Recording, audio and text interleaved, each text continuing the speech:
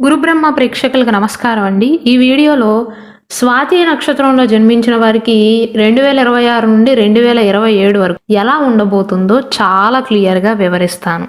శ్రీ కనక మహాలక్ష్మి జ్యోతిష్యాలయం. మీరు ఇప్పుడు వరకు ఎక్కడెక్కడో జ్యోతిష్యం చేపించుకుని నిరాశ చెంది ఉన్నారా? అయితే ఒక్కసారి గురువు గారికి ఫోన్ కాల్ చేసి చూడండి. ప్రేమ, పెళ్లి, ఉద్యోగం, రాజకీయం, విదేశీ ప్రయాణం, ధనం నిలకడగా లేకపోవటం, భార్యాభర్తల మధ్య గొడవలు, ఆస్తి తగాదాలు, అప్పుల బాధలు, స్త్రీ పురుషుల ఎలాంటి గుత సమస్యలకైనా, ఎటువంటి సమస్యలకైనా ఒక్క రోజులోనే పరిష్కారం చూపుతారు. వీరి ఫోన్ నంబర్ 9573058625. స్వాతి నక్షత్రంలోని 4 పాదాలు కూడా తులారాశికే చెందుతాయి కాబట్టి వీరికి ఈ సంవత్సరంలో ఆదాయం 5, వ్యయం 14, రాజపూజ్యం 6, అవమానం 3 అండి. స్వాతి నక్షత్ర జాతకులకు శని 6వ ఇంట్లో ఉండటం అనుకూలమే. వీరికి ఈ సంవత్సరంలో అష్టమ శని కానీ, అర్ధాష్టమ శని కానీ, ఏలినాటి శని కానీ జరగటం లేదు. శని ఒక రకంగా శుభప్రదమైనటువంటి స్థానంలో ఉన్నాడు. కేతువు లాభస్థానంలో ఉన్నాడు, ఇది కూడా అనుకూలమే. రాహు మాత్రం పంచమ స్థానంలో ఉండటం వల్ల ఇది ఎవరి మీద ప్రభావం చూపుతుంది అంటే ప్రేమలో ఉన్న వారిపైన ప్రభావం చూపుతుంది, విద్యార్థుల పైన ప్రభావం చూపుతుంది, ఇంటెలిజెన్స్ పైన ప్రభావం చూపుతుంది. అంటే మీ ఆలోచనల్లో కాస్త గందరగోళ వాతావరణం ఏర్పడే అవకాశాలు ఉంటాయి, మీరు ఎంత తెలివైన వారైనప్పటికీ కూడా. గురువు జూన్ 2వ తారీఖు వరకు భాగ్యస్థానంలో ఉండటం చాలా అనుకూలం. కాబట్టి జూన్ 2వ తారీఖు వరకు ఫలితాలు ఎలా ఉంటాయంటే, లాభంలో కేతువు, భాగ్యంలో గురువు ఉండటం వల్ల ఆదాయం బాగుంటుందండి. శని 6వ ఇంట్లో ఉండటం వల్ల మీరు గతంలో ఎవరి దగ్గరైనా అప్పులు తీసుకున్నట్లయితే అప్పులు తిరిగి చెల్లించటానికి ఈ సమయం అనేది అనుకూలంగా ఉంటుంది. అలాగే ఎక్కడైనా రుణాలు తీసుకోవాలి అనుకున్నట్లయితే కార్ లోన్లు కానీ, హోమ్ లోన్లు కానీ, పర్సనల్ లోన్లు కానీ ఎక్కడైనా తీసుకోవాలి అనేటువంటి ప్రయత్నాలు చేస్తున్నట్లయితే అనుకూలమైనటువంటి కాలంగా చెప్పవచ్చు. ఉద్యోగ ప్రయత్నాల్లో విజయం లభిస్తుంది. 6వ ఇంట్లో శని కారణంగా, 6వ ఇల్లు అనేది సాధారణంగా జ్యోతిష శాస్త్రం ప్రకారం శత్రువులకు సంబంధించినదండి, అప్పులకు సంబంధించినది, రోగాలకు సంబంధించినది, రోగస్థానం అంటారు. చెడు గ్రహాలు ఏవైతే ఈ స్థానంలో ఉంటాయో, రోగస్థానంలో ఉంటాయో అప్పుడు అనుకూలంగా ఉంటుంది. కాబట్టి పోటీ పరీక్షల్లో కానీ, పోటీలలో కానీ, ఇంటర్వ్యూలలో కానీ విజయాన్ని సాధిస్తారు. దూర ప్రాంతాల నుండి అవకాశాలు వస్తాయి. అయితే 5వ ఇంట్లో రాహు ఉండటం కారణంగా సంతానానికి సంబంధించినటువంటి సమస్యలు ఉంటాయి. అంటే స్వాతి నక్షత్రంలో జన్మించి వివాహం అయ్యి ఇంకా ఎవరికైతే సంతానం కలగలేదో వారికి చాలా జాప్యం ఉంటుంది, వైద్యం కూడా అవసరం కావచ్చు. అలాగే ఒకవేళ మీకు సంతానం ఉన్నట్లయితే, కొడుకు కానీ కుమార్తె కానీ ఉన్నట్లయితే వారి భవిష్యత్తు గురించి బెంగ పెరుగుతుంది, లేదా వారి బిహేవియర్లో మార్పులను మీరు గమనించవచ్చు, అంటే మీకు సహకరించకపోవచ్చు. కాబట్టి కుటుంబంలో సానుకూలమైనటువంటి పరిస్థితులు ఉన్నా, అనుకూలమైనటువంటి వాతావరణం ఉన్నప్పటికీ కూడా పిల్లల గురించి మనసులో అశాంతి ఉంటుంది. ఇక వివాహపరంగా చూస్తున్నట్లయితే, వివాహపరంగా గురువు 9వ స్థానంలో ఉండటం వల్ల వివాహ ప్రయత్నాలు అనేవి సానుకూలంగా ముందుకు సాగుతాయి. సంబంధాలు నిశ్చయమయ్యే అవకాశాలు ఉంటాయి. 9వ ఇంట్లో గురువు, 6వ ఇంట్లో శని కారణంగా ఎవరైతే వాహనాలను కొనుగోలు చేద్దాం అనుకుంటున్నారో, ఆస్తులను కొనుగోలు చేద్దాం అనుకుంటున్నారో, లేదా అగ్రికల్చర్ ల్యాండ్స్ని కానీ ప్లాట్లను కొనుగోలు చేద్దాం అనుకుంటున్నారో, లేదా ఇంటిని కొనుగోలు చేద్దాం అనుకుంటున్నారో, ఇంటికి సంబంధించినటువంటి మరమ్మతులను చేపడదాం అనుకుంటున్నారో, ఇంటి ప్లాన్ కోసం ప్రయత్నాలు చేస్తున్నారో వారికి కూడా అనుకూలమైనటువంటి ఫలితాలు ఉంటాయి. అయితే విద్యార్థులు ఎవరైతే ఉన్నారో వారు మాత్రం డిస్ట్రాక్షన్కి గురవుతారండి. అంటే చదువు కంటే కూడా ఇతర వాటిపైన శ్రద్ధ పెరుగుతుంది, దానివల్ల మార్కులు తక్కువయ్యే అవకాశాలు ఉంటాయి. ఎందుకు అంటే రాహు యొక్క ప్రభావం వల్ల. ఇక జూన్ 2 నుండి అక్టోబర్ మాసం వరకు ఎలా ఉంటుందంటే, శుభగ్రహమైనటువంటి గురువు మీ భాగ్యస్థానాన్ని విడిచిపెట్టి వృత్తి స్థానంలోకి, కర్మస్థానంలోకి వెళ్తాడు, 10వ ఇంట్లోకి వెళ్తాడు. జ్యోతిష శాస్త్రం ప్రకారం 10వ ఇల్లు అనేది హౌస్ ఆఫ్ ప్రొఫెషన్ అవుతుందండి. అలాగే కేతువు బలాన్ని ఇస్తున్నాడు కాబట్టి వృత్తిపరమైనటువంటి ఆదాయం స్థిరంగా ఉంటుంది. మరీ ఎక్కువగా సంపాదించరు కానీ స్థిరమైనటువంటి ఆదాయం ఉంటుందండి.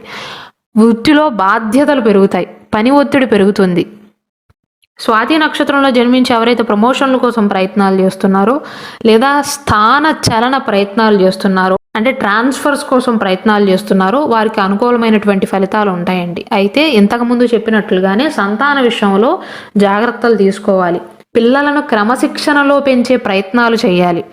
5వ ఇంట్లో రాహు కారణంగా ఒకవేళ మీరు ప్రేమలో ఉన్నట్లయితే ప్రేమ వ్యవహారాలలో సమస్యలు, సంతానం లేక సంతాన ప్రయత్నాలు చేస్తున్నట్లయితే ఆటంకాలు, సంతానం ఉన్నట్లయితే వారి యొక్క బిహేవియర్ అనేది మీకు నచ్చకపోవటం కానీ, లేదా మీతో వారికి ఉన్నటువంటి సంబంధంలో చిన్న చిన్న ఇష్యూస్ రావటం కానీ జరుగుతుంది. సంతాన పరంగా మాత్రం రాహు సవాళ్ళను సృష్టిస్తాడు. వివాహపరంగా చూసుకున్నట్లయితే ఈ సమయంలో ఏమవుతుందంటేనండి, స్వాతి నక్షత్ర జాతకులు జూన్ మాసం దాటిన తర్వాత పర్సనల్ లైఫ్ కంటే కూడా ప్రొఫెషనల్ లైఫ్ పైన ఎక్కువగా ఫోకస్ చేస్తారు. అంటే సంపాదన పైన కానీ, మగవారైతే ఎక్కువగా వారు పనిచేసే విషయంలో, అంటే వారు ఏ ప్రొఫెషన్లో ఉన్నా సరే వాటిపైన ఎక్కువగా శ్రద్ధ పెట్టడం, ఇంటి విషయాల గురించి మర్చిపోవటం. దానివల్ల వివాహ ప్రయత్నాల్లో కూడా ఆలస్యం ఉంటుంది. ఒకవేళ ఆల్రెడీ వివాహం అయినట్లయితే భార్యాభర్తల మధ్య సంబంధం అంత బలంగా ఉండదు. అంటే ఒక రకంగా ఎలా చేస్తారంటే పూర్తిగా ఎక్కువ శ్రద్ధ అనేది వారి పైన పెడతారు. ఇంటికి ఏదో పడుకోవటానికి తినటానికి వచ్చినట్లు ఉంటుంది. ఎక్కువ ఫోకస్ చేయరు అనమాట. వాహన పరంగా చూసుకున్నట్లయితే మీకు ఈ సంవత్సరంలో వాహన యోగం ఉందా అంటే ఉంది అండి. గురువు 10వ ఇంట్లో ఉండి 4వ ఇంటిని చూస్తున్నాడు. కాబట్టి కుటుంబానికి సంబంధించి ఎటువంటి స్థిరాస్తులు కొనుగోలు చేద్దాం అనుకున్నా, వాహనాలను కొనుగోలు చేద్దాం అనుకున్నా అనుకూలంగా ఉంటుంది. అక్టోబర్ తర్వాత ఎలా ఉంటుంది అంటే, అక్టోబర్ నుంచి డిసెంబర్ 5వ తారీఖు వరకు గురువు లాభస్థానంలో ఉంటాడు, కేతువు కూడా లాభస్థానంలో ఉంటాడు, శని 6వ స్థానంలో ఉంటాడు, రాహు ఏమో 5వ స్థానంలో ఉంటాడు. పెట్టుబడుల నుండి మంచి రాబడి ఉంటుందండి. ఉద్యోగ ప్రయత్నాల్లో విజయాలను సాధిస్తారు. వృత్తిపరంగా అయితే సామాజిక గుర్తింపు, ఆర్థిక లాభాలు ఉంటాయి. 5వ ఇంట్లో రాహు కారణంగా సంతాన పరంగా, చదువు పరంగా, ప్రేమ వ్యవహారాల విషయంలో ఇంతకుముందు ప్రతికూలమైనటువంటి ఫలితాలను చూసినటువంటి స్వాతి నక్షత్ర జాతకులు గురువు యొక్క దృష్టి అనేది 11వ ఇంట్లో ఉండి 5వ స్థానం పైన పడుతుంది. కాబట్టి సంతాన పరంగా కూడా అనుకూలతలు అనేవి పెరుగుతాయి.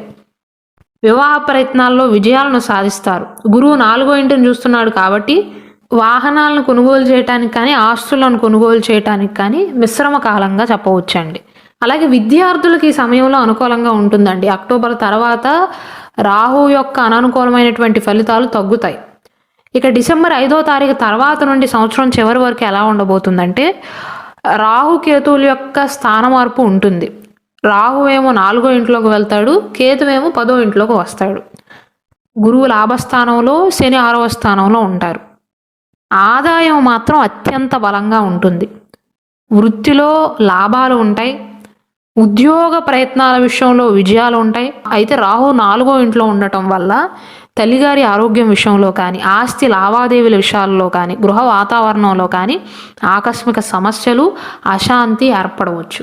కాబట్టి కుటుంబ పరంగా డిసెంబర్ 5వ తారీఖు తర్వాత రాహు యొక్క అననుకూలమైనటువంటి ప్రభావం ఉంటుంది. కాబట్టి స్వాతి నక్షత్ర జాతకులు ఖచ్చితంగా కుటుంబ వ్యవహారాలపైన దృష్టి పెట్టాలి. అయితే ఈ సమయంలో సంతాన యోగానికి అనుకూలతలను పెంచుతుంది.